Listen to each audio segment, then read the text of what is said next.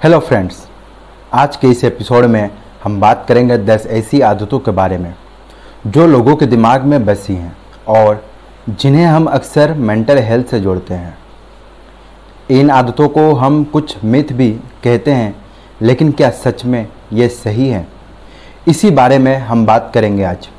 Myth number 1, mental health issue सिर्फ पागलों के लिए होती है। सच्चाई, ये बिल्कुल गलत है। मेंटल हेल्थ इशू किसी भी इंसान के साथ हो सकती है, चाहे वो बच्चा हो या बड़ा, और चाहे वो एक सक्सेसफुल बिजनेसमैन हो या फिर कोई भी। ये किसी के पास से अचानक आकर चले जाती है। मिथ नंबर 2, डिप्रेशन सिर्फ सैडनेस होती है। सच्चाई, डिप्रेशन सिर्फ सैडनेस से नहीं होती है, इसमें दूसरे सिम्टम्स भी होते हैं, जैसे energy loss, difficulty in concentrating, sleeplessness और गिल्ट फील करना। Myth number 3, mental health issue हो तो एक साइकियाट्रिस्ट से ही इसका इलाज होगा। सच्चाई, यह भी गलत है। साइकियाट्रिस्ट के अलावा भी कई सारे मेंटल हेल्थ प्रोफेशनल्स हैं, जैसे साइकोलॉजिस्ट, काउंसलर्स और थेरेपिस्ट, जिनके पास जाके हम अपनी प्रॉब्लम को डिस्कस कर सकते हैं और उनकी मदद से अपनी प्रॉब्लम का सामना कर सकते हैं। Myth number 4, mental health issue से हमेशा के लिए मुक्ति नहीं मिलती है। सच्चाई, ये बिल्कुल गलत है। मेंटल हेल्थ इशू के लिए इलाज भी होता है, और अगर सही तरह से इलाज किया जाए तो इन प्रॉब्लम से मुक्ति पाने में भी पॉसिबल है। Myth number 5, mental health issue के बारे में बात करना लोगों को और उनके फैमिली मेंबर को बदनाम कर देगा। सच्चाई, यह भी बिल्कुल गलत है। मेंटल हेल्थ इशू को डिस्कस करना ही इस प्रॉब्लम का सॉल्यूशन है। अगर हम इन बातों को डिस्कस नहीं करेंगे तो कैसे इन प्रॉब्लम्स का सॉल्यूशन निकाला जा सकेगा। Myth number 6, mental health issue के वजह से कोई वीक या कमज़ोर नहीं होता है। सच्चाई, यह भी बिल्कुल सही नहीं है। मेंटल हेल्थ इशू के वजह से किसी इंसान को वीक या कमज़ोर कहना गलत है। ये कोई बीमारी नहीं है और इसमें कोई कमजोरी नहीं है।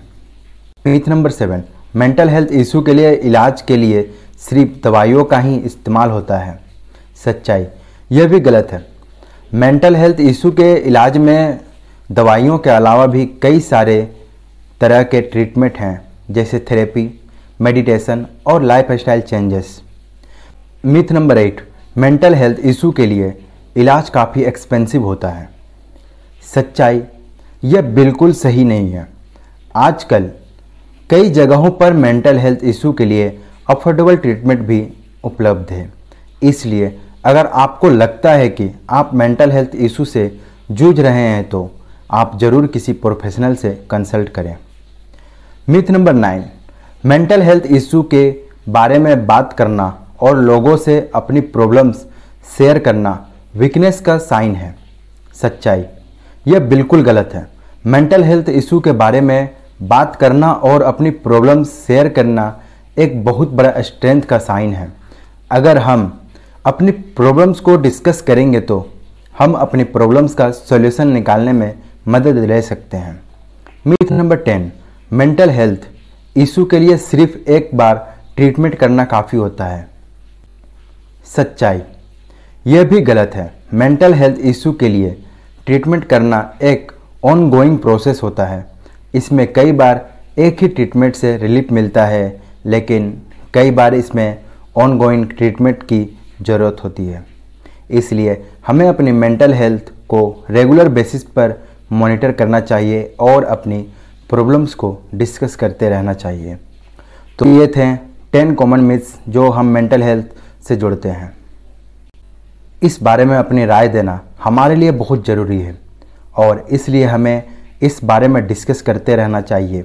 अगर आपको भी इस बारे में कोई डाउट है तो आप अपने मेंटल हेल्थ प्रोफेशनल से ज़रूर कंसल्ट करें। इस एपिसोड में हमने कुछ मिथ्स को डिस्कस किया जो मेंटल हेल्थ से जुड़ते हैं।